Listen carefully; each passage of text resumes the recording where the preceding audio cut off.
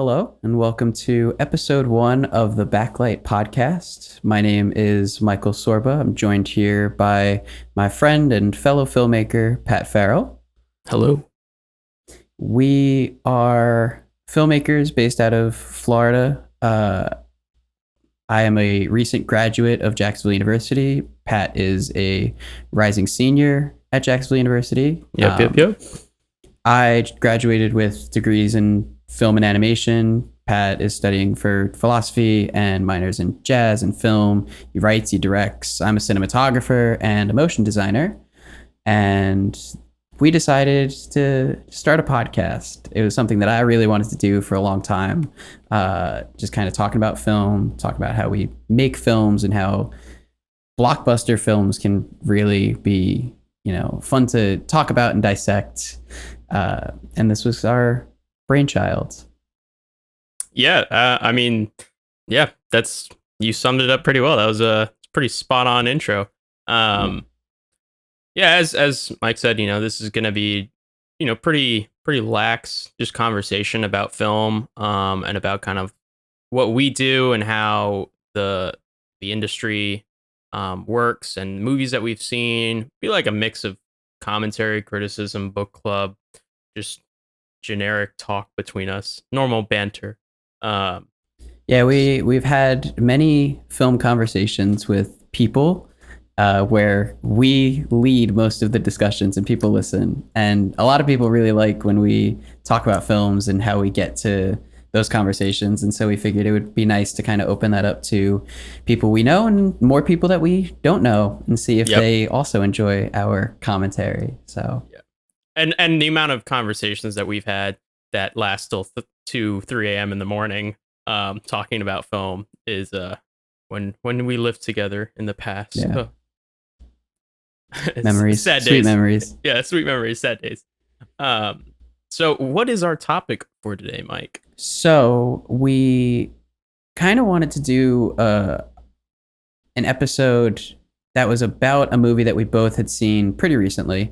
And I had pitched this idea to talk to Pat about 1917 and kind of pick apart that movie, me being a cinematographer, him being a writer and director, and what we love about a film like that, also what we hate about it. And Pat came back to me and said, why don't we watch this other movie along with 1917?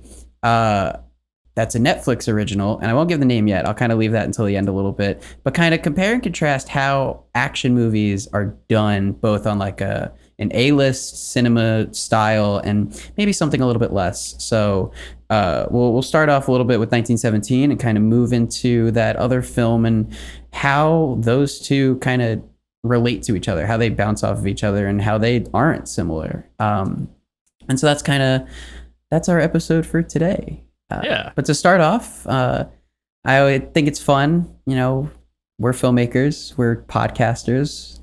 What are some movies you've been watching recently, Pat, or some media that you've absorbed that you think might be cool to talk about? Let me think. So yesterday, what did I watch yesterday? Did I watch a movie yesterday? No, I didn't. I watched a movie the day before. I watched Cold Pursuit, which is a Liam Neeson film. It's a Norwegian. It's the weirdest film I've ever seen. Because it's based on a movie that was made by this Norwegian director, and then this Norwegian director went and remade that movie with an American and British cast, and it's like the same story, but it's not like a remake where it's a Scandinavian film, like a Girl with a Dragon Tattoo, where it was like a Scandinavian film that was remade in the US. It's legit a director who said, I really like this movie, I'm gonna remake it with just a different cast. And I was like, that is interesting. It's weird, because I was expecting like Taken vibes, because it's Liam Neeson, but it's not. It's got a weird dark comedy to it. So I watched that, and then I've also watched I watched End of Watch, which is that's Michael Pena and Jake Gyllenhaal. It's a who's the director? David Ayer. It was a director. It was a good film, a good piece of realism. Highly recommend. I watched Once Upon a Time in Hollywood, um, Ugh, which I have thoughts. I have many I have so thoughts. many mixed emotions about that film. Yeah, and I feel like actually like the action in that film and the violence will be a good talking point and a good point of comparison for some of the things that we'll talk about between 1917 and the unnamed Netflix film. And I think I watched some other films in between there. But and I've watched some TV. Been watching Ozark and Last Kingdom and stuff. But what have you been Nice. watching, Mike? What have you been watching? Uh, I have been mainly watching Stranger Things. Oh, That's been okay. my recent endeavor. I had watched all three seasons of Stranger Things last year, and decided now, as you know, not really doing a whole lot. Stranger Things would be a good rewatch. There's some really good pieces of writing in that TV show. That idea of you have 8 episodes in a season or more, like in the case of the second season, where you can take all of these different viewpoints and kind of tie them back together. And so, kind of like revisiting that idea of how all of that kind of works together. So that's been a really good rewatch for me, especially like coming out of my senior year, taking advanced screenwriting and trying to figure out like my voice as a screenwriter and a filmmaker, something like that as a TV show where I'd normally work in film it's just such a great written TV show. So that's really fun to be rewatching. I'm up to season 2 of that, and the first season still blows me away. I also rewatched Captain America: The First Avenger, the very first Captain America movie. Wow, that's a weird one to rewatch. Yeah, that hasn't aged well. No, I definitely think I don't know. Who was I talking to? I was talking to I think it might have been Chase that was talking to, but I was like, Captain America First Avenger is the one in the phase one Marvel movies, which is funny that we're talking about Marvel movies because the director of the unnamed Netflix film worked on Marvel movies. It's all You'll tying figure it together. out soon Yeah, enough. If it's all tying everyone together. listens hard enough, you'll figure out who Oh, this unnamed and director and unnamed movie is. and David Harbour was in the unnamed Netflix film, and he was in As well Stranger as some Things. other Marvel actors that are Yes. in this unnamed Netflix Oh my god. film. The intrigue is killing our audience. Yeah, I bet And they our have no idea what viewership. movie it is. Um, but yeah, Captain America: First Avenger. It was like one of those films I remember with watching Phase One, where I was like, God, this is garbage. I was like, this is like one of the worst. And I rewatched Phase One, and I'm like, no, it's actually like it's one of the better ones. I wish I just got to see more. It was like a superhero film that was like erring on the side of being a war film, but never really gave into it. And I wish that they Yeah. had given into it because I always compare it to Wonder Woman, because Wonder Woman was like in the same vein with World War One being the backdrop. Um, and I definitely think Marvel embraced that whole genreification of superhero films, but I really want like a superhero film to just be like, yeah, this is like a war film, but like Infinity War was the closest thing to like a war film with superheroes. Um, Yeah. but yeah, I agree with you that it hasn't aged well, but kind of looking back on it, I'm like, oh, this is actually it's better than I thought, but it still hasn't aged well. Yeah, it definitely in the relativity of phase one, it's definitely one of the best, especially within just the story scope. You have to introduce like one of the most hardcore known superheroes in the Marvel universe as an Avenger in his first time being on screen. And so like Yeah. how do you do that with someone that has such a legacy and such like a historical presence, you know?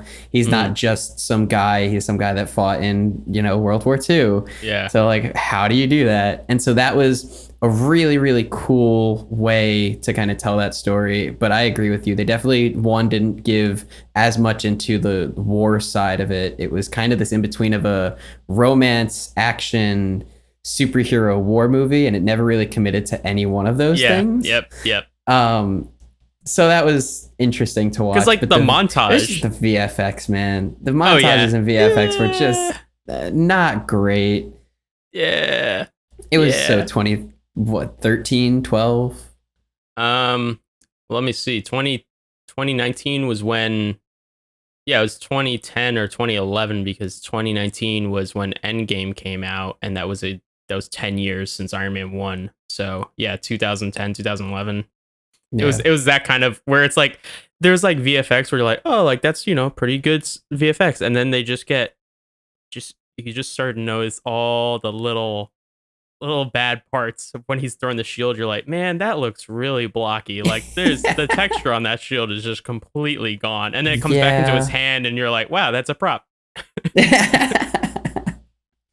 The best was when he like hurdles fences, and it's like, Yeah.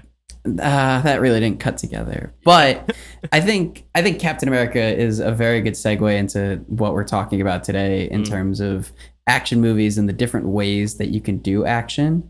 And I'm very picky with action movies. Very picky with war films and action films. I'm not super heavy into the over the top violence scheme of things. I think if you want to do violence and realism, you can do it in a very good and tasteful way. I feel like, Goodfellas and The Godfather and some early Scorsese films, and especially, that turn of the 1970s, 1980s, when violence was becoming more renowned in cinema. It was less censored and a little bit more popular. There were some films that went over the top, and there were some films that did it extremely tastefully. And that was something that I've really latched onto, is this idea of when you're making a film, how far can you go with violence until it's just complete desensitization and you're not supposed to feel it anymore. I like if you have a gunshot and if you have someone dying, you kind of feel that on a deeper level. And so that brings me to 1917, which is easily the best example for me of a film where every gunshot can be felt in your lungs. It could be felt in your emotions. It's not overutilized in this entire World War I backdrop where everyone was dying left and right. And you have films like All Quiet on the Western Front or Saving Private Ryan, where it's a little bit heavier on the subject matter. But in 1917, you really get this opportunity to sit and feel for that character and feel for everything that they're going through. And it's not just doused and deafening with gunshots and over the top action and violence and blood and gore. And so it really lets all of that breathe. It lets everything settle into where you want to be as an audience member to really get inside that experience. I really think like 1917, like I know you brought up like All Quiet on the Western Front and Saving Private Ryan. I think it was a very interesting choice for Mendes to make it so that kind of the focal point for the movie was like the isolation and the desolation of World War One, because World War One is in media all over is a very untouched war compared to a lot of the others. You have tons of movies done about the American Revolution, about the Civil War, even, and World War II was just overpopulated. You had the splurge of Vietnam War films in the 80s and 90s, and ever since Black Hawk Down, and even kind of our unnamed Netflix film, it kind of addresses more Middle Eastern over into Western Asia, kind of that kind of war, the modern era of war.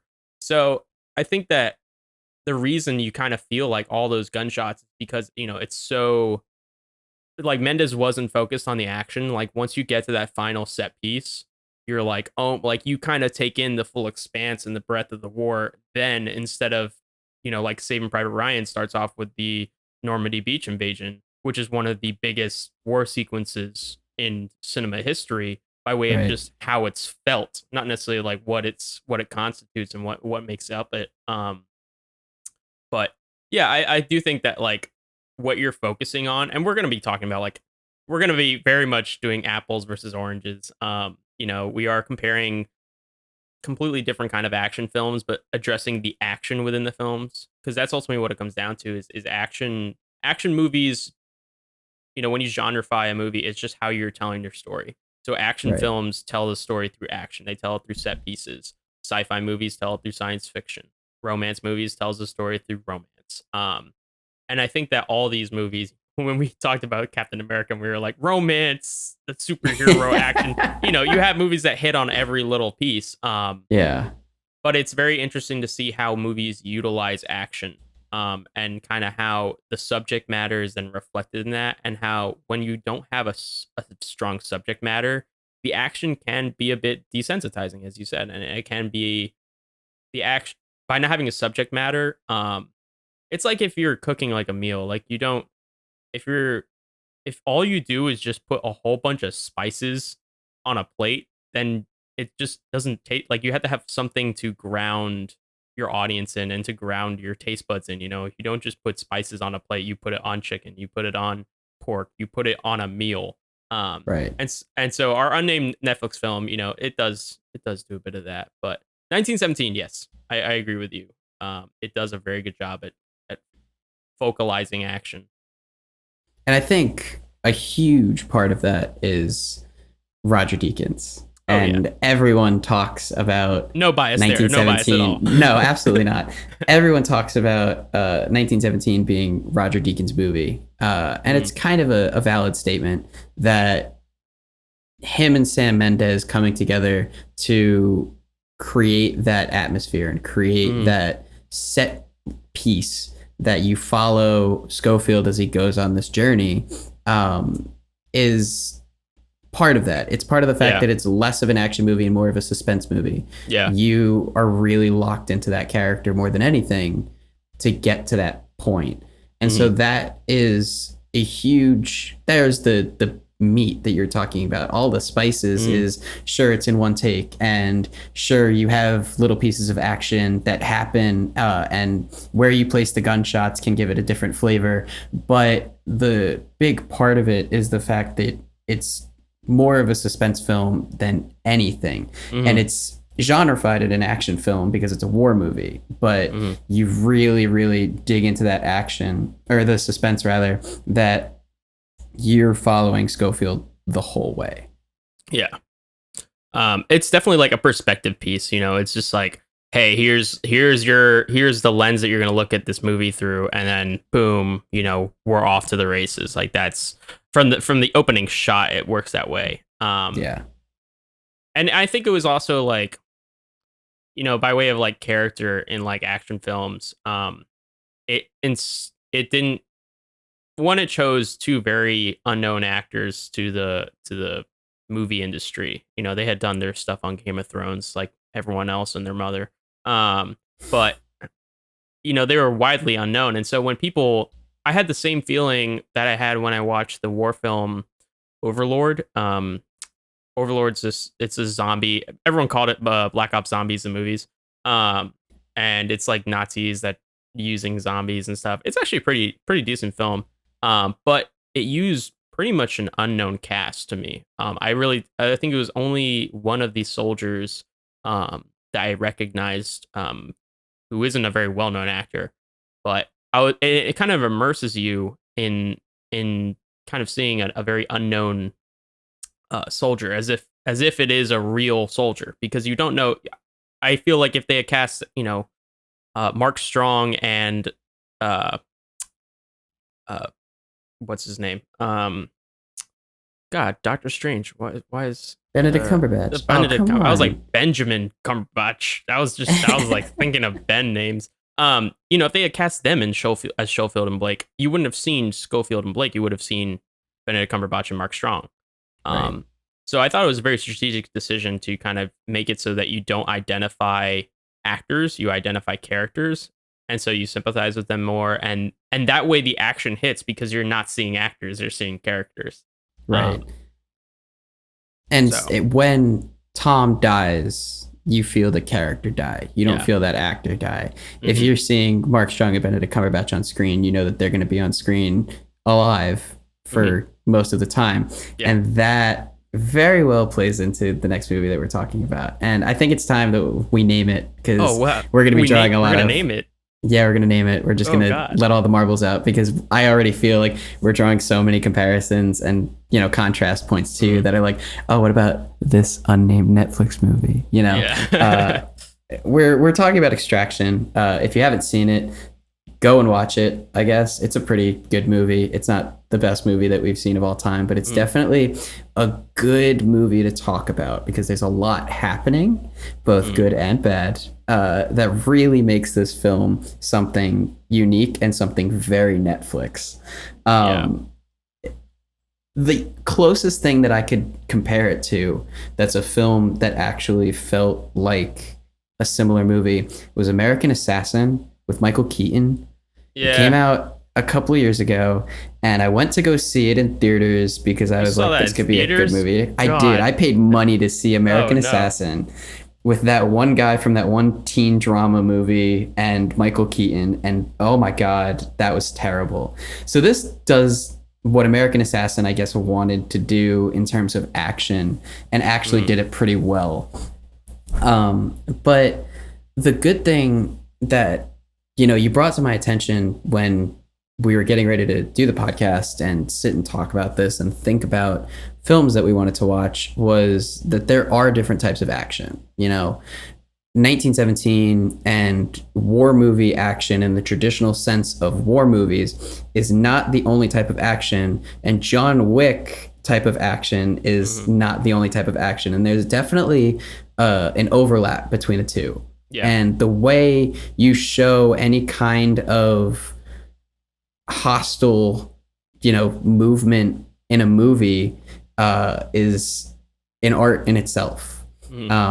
And so whether you are directing a narrative drama and you're super supposed to empathize with this one character as he goes across the front lines and goes into German territory to try and save an entire group of people, or you watch one guy try and save one kid, you can do it in totally different ways. And you're supposed to empathize with the one main character, and the way that you show the action and what they're going through can kind of change how you work with that empathy as a viewer.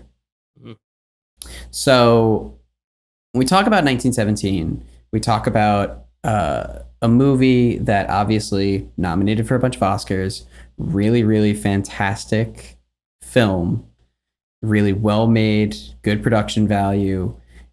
When you talk about Extraction, you talk about a first feature, which in itself is a extremely difficult task. Making a feature is not an easy feat. Crafting a story that's that long is not an easy feat. But you also have the backing and the writing of some directors and producers like Joe and Anthony Russo who have made really good films. Yeah. And that was the top point of where I thought Extraction fell, was that you have the writing talent of some people that wrote Civil War and Winter Soldier and the entire, Community series. They like know how to do work really well. And the writing of Joe Russo for Extraction was not fantastic. Yeah. And like part of me wants to say like, it doesn't it's not meant to be fantastic. And I feel like that could be, taken to like an excuse, like when you watch a trash movie or you're like, oh well, it wasn't meant to be good. It was meant to be garbage. And that's actually a funny point. I remember when I went to I think it was the BAM Film Fest in New York. I remember I went to a seminar that they did on it was on trash, and it was on like good trash and like movies that aren't good but they're like not meant to be good, and so they're trash but they're good trash. I just immediately thought of SpongeBob, but like dirty garbage. No one likes dirty garbage. Because they were talking about Ma, that that thriller horror film, Yeah. with Octavia Spencer, I think her last name is. Yeah. and they were like, "Oh, it's good trash." And like I wouldn't say Extraction is anywhere close to being trash. Like there are some way worse action films. Oh yeah. But I think that it wasn't. Chris Stuckman makes a very good point in his review of Extraction. He says, had anyone else pitched the film, the script of Extraction, had had you, Mike, pitched it out of college, they would have been like, all right, good luck, dude. Have fun. Yeah. But it's not going to get made. So just put it away, throw it away because it's not good. It's not very original. It's very derivative of action films. And there's nothing new that it really brings to the table. But when Joe Russo does it, everyone's like, all right, we can budget this. And that's ultimately a thing in the industry, is just the fact that, experienced writers and directors have a monopoly where any idea they come up with will be given millions and millions of dollars. Yeah. One thing that from the writing aspect, that I didn't know until I kind of dug a little deeper on this film is this actually, and it kind of aids to the argument that the writing doesn't have to be good. It's actually based on a graphic novel called See a Dad by Andy Parks and the Russo brothers, which I was like, oh, okay, like this makes a lot more sense as to why this film has such a focus on visual action rather than any sort of emotive kind of action. It's not something that you want to, where you're just stuck on a frame of a guy crying. Because ultimately in a graphic novel that can be impactful, but action sequences in graphic novels, superhero comics. Andy Parks has worked with Dark Horse before, so he's worked on Daredevil one shots and a lot of Marvel comics, and it's just like, okay, then like it makes sense why this movie is so focused on having these set by set pieces that kind of push the movie and slowly disintegrate all of India's army. Yeah. Which I thought was the funniest part. I was like, man, India has no army after all this. I was like, there's all nobody left dead. at the end of that. Like Pakistan better go for it and just take it over at this point. Yeah, spoiler alert, if you haven't watched this movie, Chris Hemsworth just kills everybody. Yeah. Everybody. Yeah. There's nobody left in India at the end of that movie, especially not their army. It's gone. All of it's gone. Yeah, I agree. I agree with the fact that movies, they're good garbage movies. I agree with the fact that, this wasn't supposed to be the best written movie of all time. I agree with all of that, especially, adapted screenplays and the difficulties that come with adapted screenplays, especially something that's already storyboarded out pretty much, Yep. It's really difficult to get away from the source material for something like that. And I think that you make a very good point with that. And the only thing that was running through my head was the 10-minute long take. But let's talk about a long take. Let's talk about a long take. Let's talk about it, because we have two movies with long takes, and one of them is 2 hours long and one of them is 10 minutes long. And the difference, especially as a cinematographer, I see in those long takes. Yeah. Each of them has their purpose, for better or for worse. Yes. 1917's purpose of a long take is to make you feel like you are along with Schofield the entire time and making it feel like it's one day and making a super empathetic experience with that one character. Extraction's one take is a little bit different. Yeah. It's this idea, a similar idea that you're along for the ride with Chris Hemsworth and the boy, which I forgot his name, Obi? We'll call him, Obi-Wan Kenobi. That's what we're calling him. We'll okay, just cool. Call him that. All right. Yeah, I actually forgot his name. That's really bad. I forgot his name. So Chris Hemsworth and the boy, Rake and the boy. You know when the one take starts. Like, maybe it's just our filmmaker minds working like that, but I knew exactly when that started. Yeah, the minute they got in the car, it was like, oh, okay, here we go. Yeah. And you go along for the ride with them the entire time, seeing them, go up and down buildings, go outside of buildings, go inside of buildings, go around on the street, by the cars, stuff like that.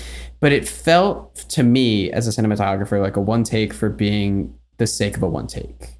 It didn't feel, and the more I watch movies that attempt one takes, and I've attempted my own one takes, I know and I realize that there's definitely a purpose to good one takes. Mm, You do a film where the long take that's built inside has some sort of viable, tangible thing that you can hold on to with the reason that you're going along with that. hmm It could also be the fact that I really didn't empathize with Chris Hemsworth in this movie, and so I didn't really, you know, feel as strongly as I could have during that one take, feeling the nail biting action of that.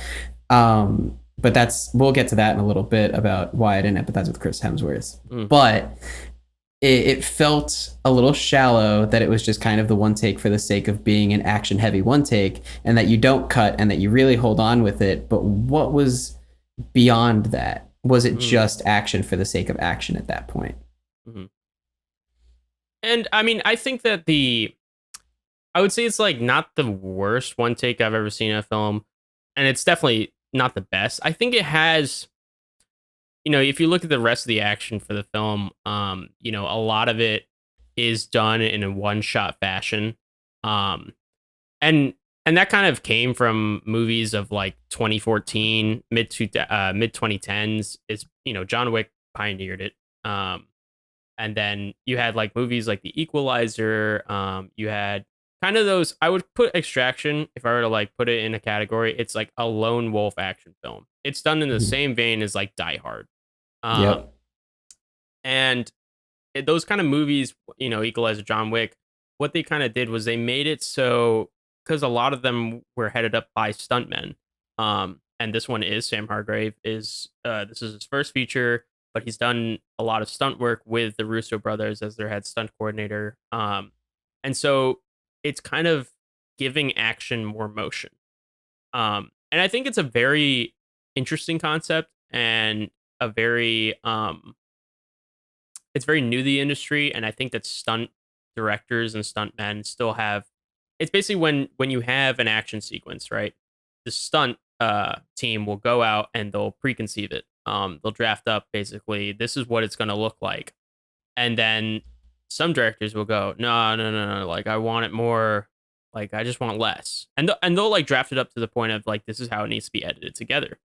And kind of at this point, a lot of people are like, especially with action films, like superhero films, it's like, okay, let's just take this draft and literally plug and play it into the movie because it's done so well. Um, and it stylizes the action. It makes it so that there's like a movement to it. It's almost like a dance. I think of Yeah. it's not awkward anymore. It feels choreographed. But it also feels very fluid, and it almost feels like real to the extent of like these guys are super badasses and they're just killing everyone. Um, so I would say it's a very interesting way of shooting action scenes, but I think it does add something, and I think a one shot really helps captivate like the choreography of it and the constant motion of it. But I agree. I think the one shot sequence, there was a lot of CG moments in that entire movie that were, I don't know if they were done at the very end. I mean, more than likely that's when VFX is done. Or they ran out of money, or they were just like, all right, just rush it. Because I know in that one shot sequence, every time they flipped the CG, it was super obvious. The car chase was the kind of part where I was like, did this really need to be a one shot? Um, Yeah. the And it action, seemed I was like like, that was the yeah, meat of the entire car. One shot was that car chase. yeah. And not to cut you off, No, no, no. Go ahead. Go ahead. You're good. it reminded me of Children of Men. That's what that Mm, entire one shot reminded me of, yeah, yeah. where that car scene in Children of Men is done with a purpose, and it's done with the production in mind, so that you don't get those really artifacty CG moments where Mm, when you go through the window, you can easily see that it's CG going through a window. Children of Men make sure that they think about all of the practical ways that you're going to do going through the window of a car to keep the take going. mm, And that is like the perfect example of if you're going to do an action heavy one take, that's something more action heavy than 1917, but still confined in this bigger picture. Both the car scene and then the ending running shot when he is in the city and he's trying to get up to the buildings at the very, very end of the movie, both of those take really heavy action and put it in a one shot that captures everything and leaves you wanting to see more of it before it cuts, and also making it as realistic as possible that you're following this character. As I was watching the one take, like you said, I got pulled out a bunch of times because I felt like I wasn't watching Chris Hemsworth anymore. I was just watching a bunch of series of events happen and kind of lost focus of who the movie was about and why we were doing this one take and why we were going through all of these things. The action was awesome. The motivation was awesome. The movement was awesome. The dance of the camera was awesome. Chris Hemsworth is amazing at pulling off stunts, and the director did an awesome job of like choreographing all those stunts. And so it's just really well done from the action perspective. But did it really need to be a one take? Like, I don't think so. Yeah, I think that's. I thought of, when I watched the one take from Distraction, I thought of a lot of the one takes from Daredevil, and a lot of the one takes that happen in John Wick. And John Wick doesn't have the not even near the length of one shots that Extraction did, that 10-minute. But Daredevil has done some really great one shots. Season I love 3 Daredevil's one shots. Season 3 has a phenomenal one shot that's done as he's escaping a prison. And the amount of like prep work, because there's no CG in that one shot, I don't believe. And I'm pretty sure it's an uncut one shot. Because I forgot who is kind of the pioneer for the one shot scenes in Daredevil, but he doesn't like to use the CG. It's always the hallway, the stairwell, and then the prison. Those were kind of the three. Season 1 had the hallway, season 2 had the stairwell, season 3 had this prison. And it's kind of, as you said, one shots really have to keep you involved with one character. It has to give you one perspective. When you're doing a one shot and you're bouncing between perspectives, I guess it's the point between the people. It's when you're with one character and then you're starting to traverse to the other character, and traversing to the other character, especially when they're being pursued by the other character, you have to use CG. Unless you have some incredibly well done camera rig, you just have to switch to CG, and it's the motion in between. You talk about, I remember when we talked about 1917, Mike, you talked about how when you remember 1917, you don't remember it as a one shot. You remember it as edited together, because Raj did such a phenomenal job at crafting and composing meaningful frames within each of the one shots. So you don't remember, the movie as a one shot. You remember all these individual, so beautiful composed frames. Whereas Extraction, I try and remember that one shot, and I can't remember a frame of that one shot. I remember kind of as the car was starting to go down the alley and the turn that it does, where that's like a one shot where basically Hargrave strapped himself to the front of a car with the camera and did that. And I was like, I remember a couple of those frames, but honestly, I remember those because those were in the trailer. The actual one shot, I don't remember many of the frames because there's not that focal point of this is the perspective.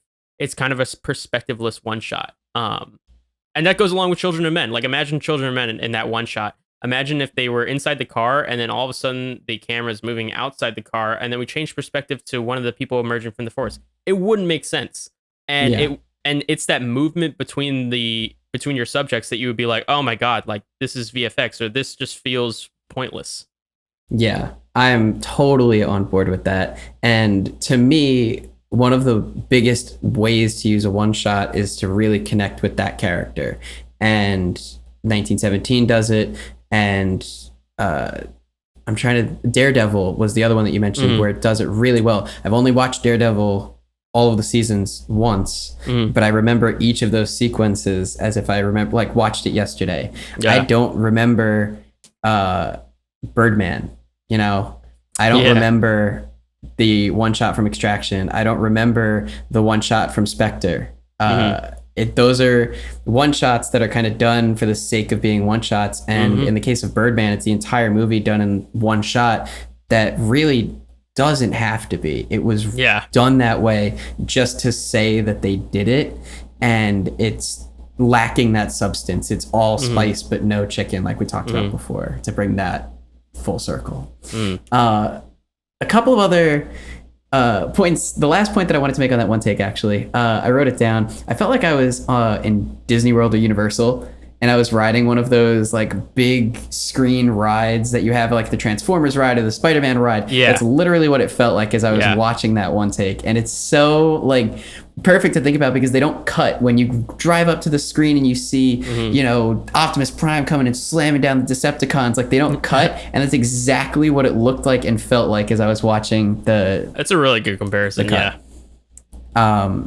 It felt on the edge because they had some redeeming qualities of like the action near the end. Overall, though, it felt on the edge of being gimmicky. Yeah, like just on the edge. So of being close. Like. Of me just wanting to be like, oh my god, this is so gimmicky, this is so stupid, you know. And that's kind of like at the heart of our conversation is like cinema versus flicks, and like the different ways in which you utilize things changes the categorization of your film. Extraction it's an action flick. I wouldn't call it a piece of profound cinema. And I don't want to sound like Martin Scorsese, because, you know, Hargrave did a great job for his first feature film, but you know, it's important to recognize where movies settle in. I would give it like a 6 or 7 out of 10 on its own if I were to look at Extraction, because I enjoyed the movie. I got up from my couch and I went, this movie did what it set out to do, which is entertain me, make me like the action sequences, make me slightly sympathize with Chris Hemsworth, which I guess we can touch upon because Mike is a stone cold killer and hates him. I thought it was a funny point in the film when the little boy is like, you know, don't treat me like you treat me like an object. And I was like, man, this movie treats you like an object. I was like, you get zero development. But you know, it set out what it wanted to do. If I were to compare it to 1917, it would be at like a 2, and 1917 would be at like a 9 or 10. Because that's kind of like the way you grade it. But I wouldn't be like 1917 gets 10 out of 10 and Extraction gets a 1 out of 10, because then you're just no. Yeah, and I hate people that use that grading scale because that's just not how you grade films. Right, I 100% agree. Yeah, and I know you feel the same way. So I would personally grade it a little bit lower than a 6 or a 7. Stone cold. But that's also, it factors in my personal bias of not liking action films, because I agree it's definitely a 6 or a 7. Like on its own, director set out what it wanted to do.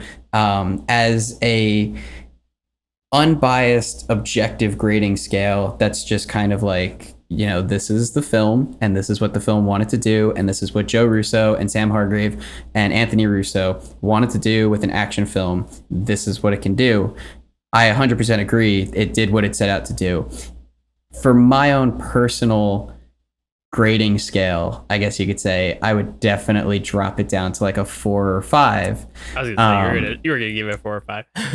Yeah, I just don't like action flicks. They're not my thing.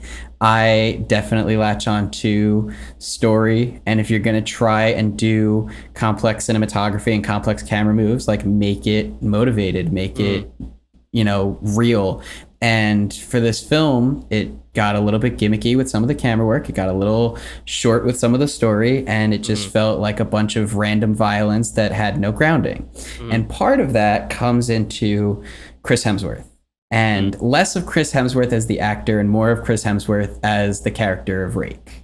Tyler Rake. Because I thought Chris Hemsworth did an awesome job as Stone Cold Badass. Like, he really nailed the part really well. Yeah. But the character that was written for Chris Hemsworth wasn't perfect by any means. I never understood who he was. I never got that he was like, you know, affiliated with the mercenary company as much as he was. He just kind of felt like, I'm Chris Hemsworth and I'm a badass and that's it. Yeah. And so I never dove super deep into him and his relationship with his son a whole lot. And the only time you really hear about it more than just little comments thrown is absolute total expositional dialogue when he's talking with the boy and says, this was my son, and that's it, and it was my you're son. Supposed He's dead. You're supposed to empathize on this journey with Chris Hemsworth and the boy as they go through this thing that, yes, Chris Hemsworth is pretty much thinking of this boy as his son when you get to the end of the film. He has taken him from this really bad situation, gone through hell and sewage water and gunshots and wounds to bring him to safety and to bring him back to his family because he doesn't want to lose another child. He starts off the beginning of the film saying that he takes these missions so that he can, hopefully get shot and, go and see his son somewhere, or at least that's what the mercenary company thinks of him. Yeah. And you're supposed to believe that as the audience member. And then you're supposed to travel with him to the point where he is forming a relationship and forming a bond with this child. And I never got to that point. I never got to the point where Chris Hemsworth's relationship with the boy was so caring that he was willing to give up his own life for the boy and less of a selfish manner. It still felt like a selfish thing by the end that he achieved his mission of wanting to go and see his son. I never totally bought the adopting the boy as my child thing. And you could totally disagree with me, but I never empathized with that. Never felt that I was like, yeah, I get you, Chris Hemsworth. I get you, Rake. I know why you're doing this. I totally understand why you take a bullet to the neck for this kid, because it seems like it's just something that you do every day. This didn't seem like a standout scenario for Chris Hemsworth, which is what we're supposed to be seeing. This is supposed to be standout situation for Chris Hemsworth, doesn't go his way, forms the relationship with the child. This is a unique situation that's never happened before to him, as the story goes. And we're supposed to feel that, and I never felt it. Yeah, and I think that comes down to the writing between the two characters. I thought that Chris Hemsworth and the boy never had that. They never had the chemistry, both on the screenplay and on the screen. I think both of them did a very good job at acting.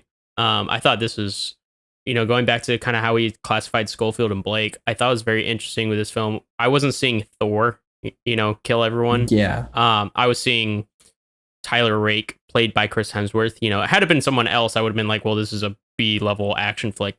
So that's the reason why they brought in Chris Hemsworth, is the name recognition. But I didn't feel like I was watching Thor. In the same essence, I didn't see Black Panther when I saw Chadwick Boseman in 21 Bridges, the other Russo offshoot of the Marvel films with Marvel actors. Right. But I really think that relationship played into, it was just the chemistry, the written chemistry. Because the only moment when I was truly empathetic to a character was really when Saju, the other mercenary, when he was having that phone call with his wife and son. I was like, okay, this is actually a touching moment. And I have to give credit. I don't know why, I really commend the Russos as producers and Hargrave for actually casting people that aren't white to play, people that shouldn't be white. Yeah. The Bollywood actors from the villain, the very what did they call him? The Pablo Escobar of India, and the guy who played Sanju, I can't remember his name. They did a phenomenal job at acting and delivering very either volatile and inhumane roles or very empathetic characters. So I commend them on that, because they stole some of the juice from that movie by way of They gave you something to grasp onto and to chew on. I think Chris Hemsworth, I just think it was the way he was written. I think he was written stone cold from the beginning, so it was very difficult. You know, that's the cliche moment, I would say. The cliche of that film is tortured badass goes around, kills everyone, learns to be nice. You know, the minute you walk into his house and he's just drinking alcohol and like downing his pills with like a beer, I'm like, okay, I get it. He's upset about something. And then he goes jumps off a cliff and goes and meditates at the bottom of the ocean. And and then he goes and kills everyone. And then I'm like, all right, this guy clearly has to see a counselor or a therapist. Because he just like, you know, downing alcohol and pills, like his life's about to end, and then he just goes and ends about 50 bajillion people's lives. So, you know, I don't know. It was just very, very cliche, very derivative. But yeah, I do think that like the character of Tyler Rake wasn't a very sympathetic character. He's a character though, by the end of the film, I was like, I really like, I don't want him to die. Like, I have grown to, he had a likability by the end of the film. I wouldn't say he had my empathy and my sympathy, but he had I was like, I could get behind this guy. He's a pretty cool dude. And, you know, and we can also talk about the wonderful David Harbour cliche role of like, I have that written down. that was just weird because I love David Harbour. I think he's awesome. That was just a moving plot device that felt like something that didn't need to be in there as much as it was. And then it was David Harbour, and he was there for 15 minutes as he should have been played by John Goodman. That's the role that was. That was John Goodman comes in and steps in for 15 minutes, tells him what he doesn't want to hear, and then goes on his merry way. That was weird. But like the minute he came and picked him up, I was like, all right. I was like, this guy is fulfilling the classic role of old friend who is now secretly working with the bad guys and is going to have to die. Like buddies from old times. You know, it happens in like every single action movie. It happened in John Wick 1 with Willem Dafoe. You're like, oh, they're old buddies. And then Willem Dafoe tries to kill John Wick. And you're like, oh, they're enemies. And then Willem Dafoe like turns around and changes and helps John Wick. And then he dies. You know, spoiler alert if you haven't seen John Wick, you know, which is 6 years old. So it's also Matt Damon in Interstellar. Like, super weird cameo. Matt Damon shows up and is like, oh, I want to go home. What the hell? And that's that. That's but at least like his Matt character Damon. has like significance to the plot and to the theme. Whereas David Harbour and like at least he's alluded to from the beginning. Whereas David Harbour, literally, they're like, hey, call David Harbour. And then David Harbour shows up in a cab, picks him up, and is like, hey, I got my wife. You're all safe. And then it's like, all right, give us like 5 minutes to have like an exposition scene upstairs, and I'll come downstairs and talk to you again. And he's like, okay, cool. And he goes up and he's like, my son's dead. And he comes back down, and then he's like, hey, how you doing? He's like, I'm gonna go kill the kid. And he's like, no, you're not. And then they fight, and then boom, the kid has to kill someone. Spoiler alert. And then it's like, oh no, you know, the change, the amount of change that's happened in the scene. I was like, dude, that scene was a blur to me. That scene was the moment I looked at my phone. That was the unfortunate time when I was like, yeah, I'm kind of bored. It didn't serve. It served as the only catalyst of change for Chris Hemsworth, the boy, and the overall mission. Like, their biggest character change, aside from Chris Hemsworth dead at the end, is the fact that David Harbour comes in. Nothing else pretty much causes that change until Soju comes back. But like that, it was so weird. I didn't get it. The other thing that I found really weird before we get to the biggest difference between us and our biggest gripe about this movie, this is a really little thing. Chris Hemsworth had an endless supply of grenades in that movie. He just kept pulling out grenades from his vest that clearly could only hold about 3 and then some ammo mags. And he just kept pulling out grenades. He threw about 8 or 9 in that movie and just kept chucking them the entire time. And I just couldn't figure out, where did he get all those grenades? I have to love the amount of times also, like, if we're gonna talk about like some of the parts where I was just like, this is so like ridiculous, was when he was like, I think it was like in the final set piece, like when they were all escaping, and he was inside the building, and he went in like a market, and he was like, I guess he just like activated his Thor abilities and was just like throwing people around like they were like grabbing them by the foot and just like killing them with the other guy's body. All right, like this is some Thor stuff right here.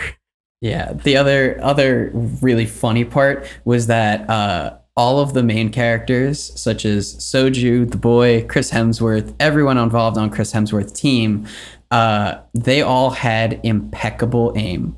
Like one bullet to the face on everyone. Meanwhile, the entire Indian army looks like they'd never picked up a gun before in their life. And that's really that's like, I mean, I don't know where it came from. It is kind of like the henchman effect. I call it the Stormtrooper effect. Because basically all the army of the villain just becomes like, I can't aim, I trip, I like die from being coughed upon. It's like they're all so terrible. It's like who vetted these men? And then my favorite other scene was when when they're in the alley and he's like fighting the kid soldiers and he's just like slapping them and beating them up, but like not killing them. I was cackling at that because I was like, this is just the way he was fighting them. I was like, this is so stupid, but it's so great. It was just a giant slap fight. I couldn't get around that. All right. The ending of this film is something that we have texted about a lot. All right, yes, and I just want to give full. I just want to let the audience and that my opinion on the end of this film has changed in recent days because of recent news about the film. And I will explain that as we go. Yes, and I think you're going to have a similar piece as what I'm about to say, because my feelings of the ending of the film have thus solidified since I found out about recent news. So in the ending of the film, Chris Hemsworth is on the bridge. The boy is saved. He's under the care of like the mercenary company that's like doing the job to get him extracted. And then Chris Hemsworth gets shot in the lung and then gets shot straight through the neck. Yeah. And falls off the bridge for thematic reasons into a river. In the coda, this is one of those movie codas that I felt like Joker didn't need to necessarily happen the way it did. I think Joker needed a coda, but I don't think Joker's coda was very good. Same thing with this movie. I think this movie needed a coda to explain what happens afterwards, but I don't think this coda did the movie justice. The person that captured the boy ends up getting shot, which we all, yay, bad guy down. And the boy goes on to live his life and learns to dive and meditate under the pool water like Chris Hemsworth does in the beginning of this film. And then when the boy arises from the water, you see an out of focus person in the background dressed in a trench coat with hair that looks similar to Chris Hemsworth. Yeah, a white looking dude in the middle of India. White buff dude that is pretty stoic and is just standing there and is out of focus. And when we talked about this, I had said that felt like the most cliche, unnecessary piece, that I would have rather seen the boy grow up on his own and become his own and kind of take the teachings of what Chris Hemsworth talked to him about that one time in the bedroom and, go and live a better life than his father and Soju and stuff like that. Yeah. And instead, this is the ending that we're met with, where it's supposed to draw a parallel to the out-of-focus child in the ocean of Chris Hemsworth. And it's supposed to, make you wonder as the audience, is he alive? Is he still there? And I recently, I talked to you about this, and we argued about it over Snapchat a little bit, that I despise this ending. I think that this is just a cliche ending. I think it's not necessary. I think if you're going to make a movie where you have an anti-hero kind of person like Chris Hemsworth and you make him to be this stone cold badass, and you make him kill all these people, and you make him empathize with the boy that this is his son and he'd do anything to save his son, and then he dies in the process of saving his son. I think that that's awesome. What I recently found out, and I'm wondering if you just recently found out the same thing, is that Sam Hargrave did a showing of the film before release on its first edit with the intended written ending that Joe Russo had written, where Rake dies, and they edited the film that way and made it the ending like that. And on the screening, it was pretty much a 50-50 split, that the audience was okay with him dying and liked that he died, and then the other half said that they didn't like that he died. And so Sam Hargrave decided to make an ambiguous ending based on audience feedback. And that solidified that this is a bad ending even more than I already didn't like it. To me, that shows that as a director, it wasn't your voice. You didn't have as strong of an understanding of the characters that you were creating as you could have. Obviously, ambiguous endings are a thing. Nolan does it all the time. We love ambiguous endings. Everybody loves like the you get to interpret what happens later. But a lot of the time, Nolan creates his endings with an intentional idea in mind. You want to know what happens to Leonardo DiCaprio next at the end of Inception, and Nolan kind of creates it so that there's an arc that has an intended trajectory at the end. It's meant to happen a certain way. And Nolan knows where his movie is going to end. A lot of directors that will create ambiguous ending films know where their movie is going to end past the credits.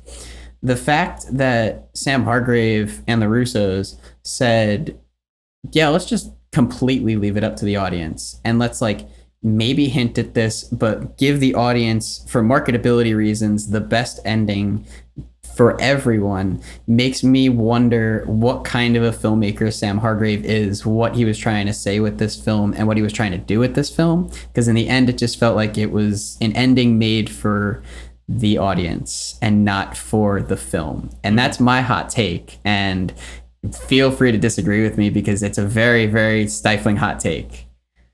I definitely agree. The ending is, I would call the ending frustrating, because I like the ending. When I finished watching the movie, I was like, that was where I figured the movie was going to end.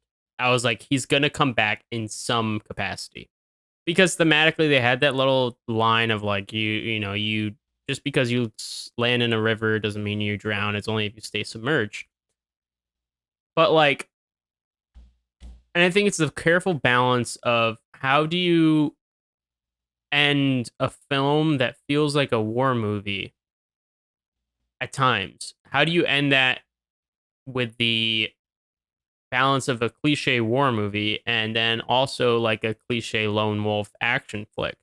Because cliche of lone wolf action flicks is the character beats the bad guy, characters beat the hell up, but like he survives, and then he goes on and he's changed. That's the whole Lethal Weapon does all the time, Die Hard does all the time. War movies, the main character typically dies. Saving Private Ryan, Tom Hanks dies at the end.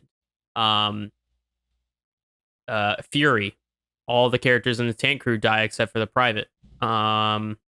Platoon, nearly everyone dies. Full Metal Jacket, Vincent D'Onofrio's character dies. Like, even Kubrick met some of those like cliches.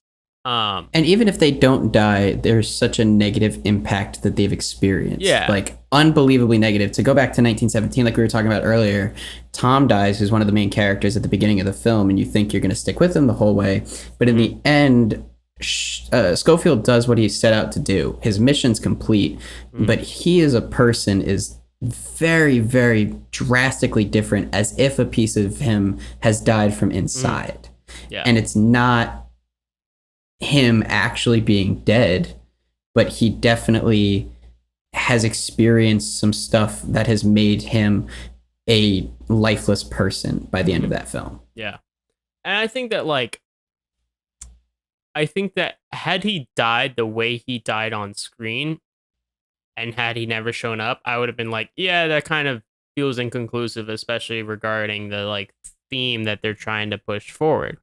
Had he perhaps somehow in I don't know, had he maybe fallen into the water, right?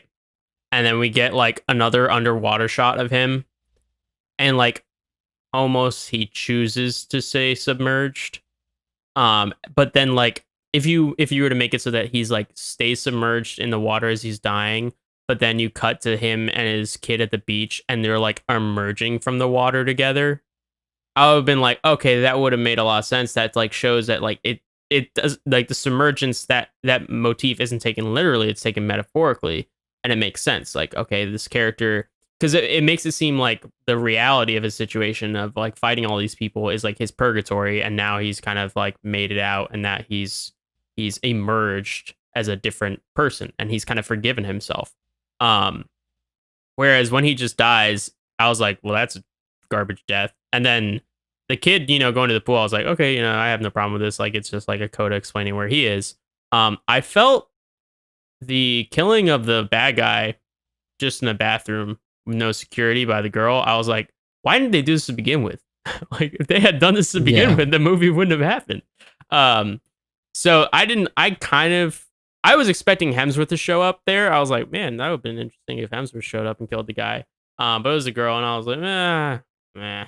Um, and I know, and then he shows up at the Figment, and I was like, okay, it's satisfyingly expected, which I always find are the most just okay, cool. Cool, it did what it needed to do. All right. And some people can hate that because they're like, you gave me what I wanted. Or you gave me the answers in the back of the book. You gave me what I already saw coming. And so it's you didn't take any real risks. And I think that goes to what you're saying, Mike, is if you heard that your audience is 50-50 split, maybe look at a way that kind of works with both audiences, but isn't the simple cliche ambiguous ending. But then I heard my news is separate to yours. My Oh. news, which made me, I wouldn't say I hate the ending, but I was like, well, it kind of, I like one shot action films. Not one shot as in the cinematography, but just by themselves. This is a little film. Here it goes.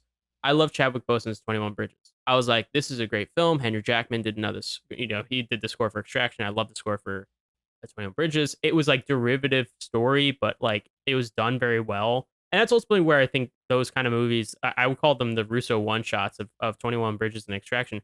They're very simple movies that anyone could write, but they're just done exceedingly well. Um, Yeah. they're very well polished, despite the CG problems of Extraction. Um, but then apparently the Russos, as well as the think it was Sony or whoever was the production. They've greenlit a sequel. And they're Oh hoping that no. Sam Hargrave and Hemsworth return. Uh, they're sure that Sam Hargrave will return. And I was like, this is a movie, and it falls into the trappings of the 90s and 80s action flicks of you have a character that is cool and likable, which is Chris Hemsworth's Tyler Rake. And now they're like, now we just gotta milk his character and put him in scenarios where he's having to do the same thing. And I'm like, it frustrates me a little because I thought the movie was a good standalone, and I think it should have been a standalone. I see what they're doing because they're literally just falling into those trappings. My same complaint with John Wick, but John Wick at least had motivation. John Wick 1, Yeah. I think, is the best of the three, and I love that film. I love it so much. Um, John Wick 2 and 3 were sequels that I didn't need to see happen. But what they do is they expand upon the world that you are presented with in John Wick 1. John Wick 1 has a load of just weird stuff that happens. Everyone's an assassin, and but it has a gritty sense, and it kind of loses that grittiness by 2 and 3. Especially at the end of 3, you're like, okay, this feels more comic booky than it does gritty, um, noir kind of feel. Whereas, Extraction, I'm thinking of where are they to go with this film? Like with this guy, is he just gonna go rescue someone else? Is he gonna go And if he rescue? goes and rescues someone else, then all of the what we've built up to know with him and his relationship with the boy completely Mm, goes out the window, because that makes the entire situation just one in a million that he just yeah, went and did, and that's it. It takes it from this micro scale that we were looking at it, and now just blows it into an everyday thing, and that sucks. and I think that's a So, problem of like his character uh, changed. So like his character did change by the end of the movie, which on one shot action, which on sequel action films like Die Hard, uh, even like Lethal Weapon to an extent, like those movies, they don't change. Like the main character is just in the same situation. Rush Hour, Bad Boys, they're all the same. Maybe the relationship's a little bit stronger, they're a little bit more kind, but it's like they haven't changed about some huge, you know, important point in their life. It's just been like, okay, business as usual. Um, so I think that having this huge change makes it so it struggles to fit on this whole sequel route. Um, yeah. so that was the news where I was like, and it's not really that the ending's bad. It's just that if they make a sequel, then the ending just seems less important because the ending Mm. works on its own. I think it works well with the movie. Could have been better? Yeah. Do I hate the movie because of it? Uh, Unlike Mike Sorba. Um, I don't hate the movie because of the ending. I just really dislike the ending ending and the entire movie. movie. So I just think that a sequel is not going to do it justice. I don't think it's going to add anything Yeah. good. Um, so and I think that like it's like if they made a sequel to 1917 and called it 1918. You know, we kind of Yeah, what happened next yeah. year? What happened with Schofield? It's kind of like I don't need to know what happened. Like I really don't. And that's Yeah. the essence of like sequels. Like I don't need to know what happens, but then someone's like, "Oh, but the money." So, Stay tuned for next week when we talk about sequels, because this is yeah. definitely a hot topic. So, I overall we've talked we've had a lot of criticisms about Extraction. But I think we're doing that because the Russos made it. It's got Hemsworth in it. It's been so well received. Um, it's I think Netflix bit most successful movie, if not its most successful piece of content. Um, so I think it invites criticism. I think any film should invite criticism, even if it's your directorial debut in a feature. Um, I like the action sequences. That was probably my favorite thing about it was literally the hand to hand combat. I mean, I've It seen looked good. yeah, I've seen really bad versions of that done, like in Kingsman 2 and Equalizer 2 and any of the twos of classic action movies of the 2010s. Um, and I was like, this is nice. And there were moments where I was like, okay, this is really well done. Like the New York Times said, like, oh, the movie mistakes gore for cool and um technical prowess for choreography. And I would say like the technical prowess comment could be made about like, the one shot, but I think that I don't think it's overly gratuitous. I think like I think it's realistically or maybe like hyper realistically gratuitous. Um, when I watched Tarantino's Once Upon a Time in Hollywood, kind of coming back to that, the end scene of that is hilarious because everyone's just these three people from the Hanson gang or Manson gang, not the Hanson, are all dying because of Brad Pitt and Leo, and they're going crazy on him. And like the girl got like a can in the face and is like being eaten by the dog and just screaming her head off and is lit on fire. And I'm like, and the girl gets like her head shoved into that shelf about a bajillion times, and it's just a gory mess. And I'm just like, this It's makes laughable. yeah, I was like, this makes no sense. And I really don't feel there was much of to that extent. I feel like Extraction was careful not to go there. Um, had when the guy's like faces towards the rake and then Tyler Rake is trying to put his head into the rake. Rake is I just realized how funny that is. Nice. Yeah, thanks. But I was like, had they showed like his face actually implant on the rake, like as if a Tarantino movie would, I would have been like, this is laughable. But it kind of always just Yeah. avoided that, and I feel like the gore wasn't like people. If people find the gore offensive, I'm like, watch the damn trailer for the movie, and you'll see that it's actually pretty gory and pretty violent. Like you can't complain that a Mhm. movie's violent if you watch the trailer and it's violent. That's like complaining when you eat an apple and you're like, this is pretty juicy and sweet. Like what is this? This is an apple? What? You don't that doesn't happen, you know? No, and it's a thing that I don't necessarily like but can understand. Yeah, And yeah. it's a thing that especially with modern Tarantino movies I'm just kind of shying away from more and more is where Reservoir Dogs started with violence that, violence and gore that kind of meant something in Pulp Fiction. Mhm. It meant something thematically, it meant something to the story, and it was meant to desensitize you, has now just led to movies that are kind of laughable. Like, I laugh at Hateful Eight, I laugh at Django Unchained, I laugh at Yeah. Once Upon a Time in Hollywood. And I laugh at Once Upon a Time in Hollywood way more because it's Once Upon a Time in Hollywood. Django's still a great movie, but it's laughable. The amount of violence, the amount of gore is just laughable, and it doesn't hold up as well. This movie, personal choice, don't like that much blood and gore because I think it detracts from the amount of action and hand-to-hand combat that's in there.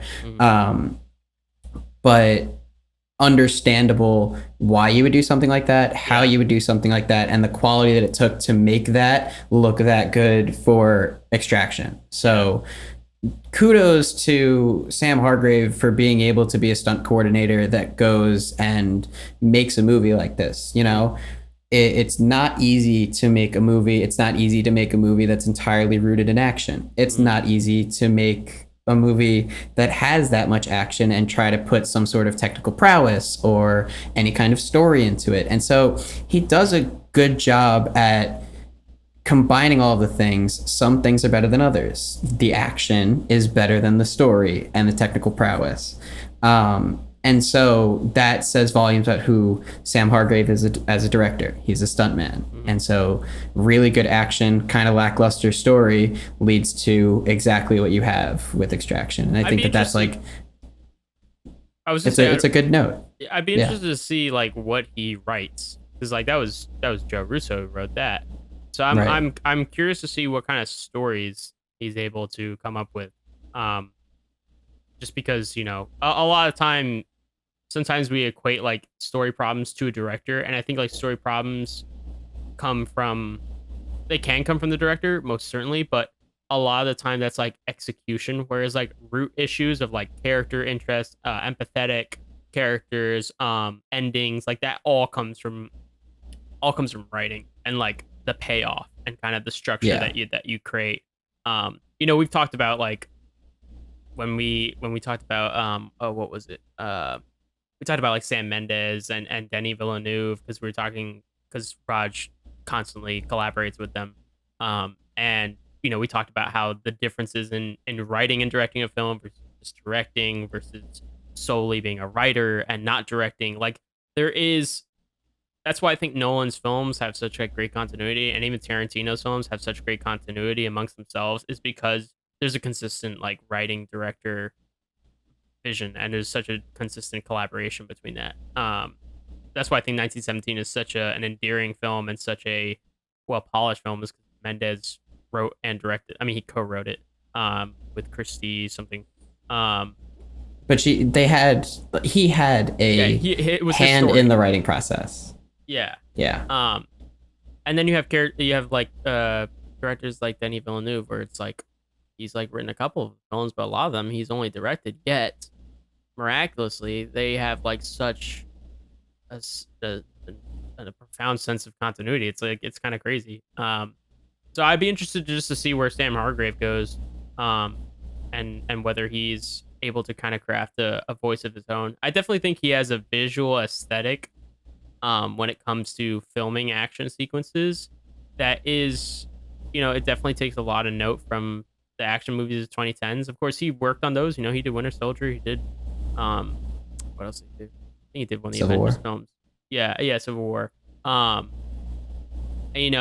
I'll be interested to see where he goes from there. And kind of, I don't know, one complaint for Extraction was people were like, why is everyone's like imagination of an image of India just orange? And I was like, the poor colorist of this film is just like crying in their house. Yeah. It was actually to kind of wrap this on that, bringing it back to college, because we love college. One of the best or worst criticisms of my thesis, because my thesis was entirely on color correction and creating a cinematic look through lighting practically, pretty much. I lit everything practically with the intention of going into color and just kind of amplifying it nicely and professionally. And one of the comments I got was, what movies have you seen that overdo color correction? Mm. And I was like, that's a weird question to ask, but it makes sense. Mm. And movies that are colored and stylized with color are different than movies that overdo color correction. Yep. And Blade Runner 2049 is an example of a movie that uses color very in your face, but isn't overdone with color correction. I feel like Extraction was overdone with color correction, because it literally just looks like yellow and orange the entire time, and it's blue when it needs to be blue, but going off of that comment of India just being orange, it totally is. And it's color correction. It's not the environment, it's not the cinematography. I'm pretty sure the footage that came out of that camera was not that yellow. You know, I agree. Like Blade Runner, like Mad Max Fury Road, like those movies have like a certain the color is, there's an intention behind it. Whereas Extraction definitely felt like, oh, someone spilled a bit of orange juice over the screen, you know, because everything is orange. Like Chris Hemsworth has never looked more tan. So yeah, I think that color is one of those things that, and again, I feel like either maybe it was because of COVID. I don't know when the post-production like was kind of, because I know this came out like early 2020, but I'm not sure how much early COVID kind of had an impact on the post of this, because like the VFX, the color, there were even some like audio things where I was like, you know, like, and even like Henry Jackman's score, you know, I was used to his 21 Bridges, which is good. This one was okay, but I definitely feel post just kind of felt a bit less polished than like than like the actual production of the film, and maybe that has to do with like directors and like, you know, Hargrave keeping an eye on making sure everything meets his quality. I really don't know, but yeah. Well, that's the way to wrap Extraction for me is intention. You know, doing a one shot with intention, doing character development with intention, doing an ending with intention, doing sound design and score and everything like that with intention. 1917 is an action movie where everything is intentional, everything has a purpose, everything has a spot, and Extraction feels like a lot of the intention was mismanaged or misdirected in a certain way, where some things fell flat and nothing really committed. So it's not a bad movie. Like we said, it's definitely not the worst action movie of the 2010s or even 2020 that we've seen. It's definitely a good movie, but I feel like it could have been a lot better. I know you probably feel like it could have been a touch better. And so I would definitely say to go and watch both of these. Don't compare them to each other for our audience out there, because they are two very, very, very, very different movies. Look at them through their own kind of box. You can kind of think of them independently of each other, and then when you've seen them, you can think of what you liked about each of them, and that's kind of a good way to look at that.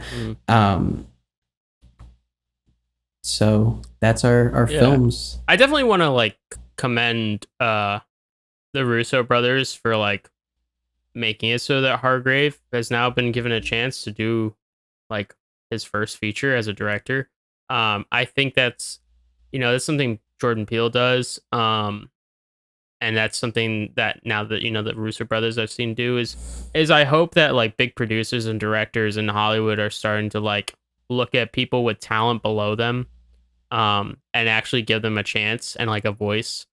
because streaming services don't have the same risk revenue as theaters do. Hell, even Universal's seeing that. Oof. Rip. But there's a lot of chances that you can make some quality stuff for streaming and give someone a chance at making their first directorial feature or making or writing something. So I think it's a really good precedent that they're setting. The sequel stuff, meh. And I think that goes along with your theme of intention. Was a sequel necessarily intended for? Nah, let's be honest. No. Not at all. So yeah, that's so do you want to do like beyond the two movies that we've talked about today? What is kind of our what is our recommendation or our recommendations for the next episode and for just viewership entirely? Well, I'll start by saying thanks to everyone for listening to our first episode. This has been a lot of fun. I know, like we said earlier, this is something that we've wanted to do for a hot minute. Mm-hmm. And so thanks to us for making this possible. Mm-hmm. And all of you guys that decided to tune in and listen to this, whether it be Apple Podcasts, Spotify Podcasts, YouTube, wherever you get your media, thanks for kind of hopping on and listening to us talk for a little bit. If you want to hear more, definitely reach out to us, review the podcast, rate it, do all this stuff so that we can keep making this possible. Mm-hmm. And definitely give us feedback on what you like and what you don't like. Give us, let us know what movies you want us to talk about and what aspect of film you want us to talk about. Ask some questions. If we could do a Q&A session, I don't do it all, man. Hit us with everything. So my recommendation for the week to come is probably, actually, I didn't think about that. Let me think about this for a second. My movie recommendation. Hold on just a second. Currently holding. I would watch Prisoners. You got some time on your hands and you're not gonna do anything. I would definitely sit and watch Prisoners, directed by Denis, one of my favorite directors. Denis Villeneuve. And then Roger Deakins behind the camera and the lights. It's really, really good movie. Really nice theming put into it. Really well written. And Jake Gyllenhaal is such a weird actor, but he does a really great job in that. And so does Hugh Jackman. Mm-hmm. So it's heavy. It's not a easy movie to watch, especially the first time. If you're not a long anxiety attack, honestly. Yeah. It's great. Go watch it. It's a really good film. And hey, maybe that'll be our topic for next week. We'll be talking about Denis Villeneuve or just Prisoners by itself. I like that. For me, my recommendation beyond, go watch Prisoners. I'm probably gonna watch it. My dad hasn't seen it, so I'll probably watch it with him. Do it. Take my advice. Go watch a foreign film. That's kind of my recommendation. It was kind of comes off the tail end convo of about the Bollywood actors and Extraction. Is like go see like some talent from actors from other countries and see how they act within their kind of comfort zone. I know I have The Farewell to watch, which my brother's seen, and he said that that's a fantastic film. It was Bong Joon-ho's favorite film of 2019. It stars Awkwafina, and most of the film, it's a drama comedy kind of thing. A lot of the film is in Mandarin, and then Transit is a film that came out in, I think, 2018, and it's a German film. So I'm gonna go and try and watch those two. I just think watching foreign films is important. Watch films from other countries because you'll get like different perspectives. So. Portrait of a Lady on Fire is another good one. Yes. If you haven't watched a good foreign film that's on Hulu, if you have Hulu and you're interested in a weird but really good foreign film, that's one to definitely look up. Hulu foreign film is Parasite and Portrait of a Lady on Fire. Those are my two recommendations. If you have Hulu, go watch those right now. Go do it now. Do it. Do it. They're good. They're very good. Yes, they're very, very good. Well, this has been the Backlight Podcast, episode 1. Yeah. Mike and Pat, once again, if you missed that at the beginning. Yes. But we will see you guys next week. Yep. Adios, everyone. Thank you for listening.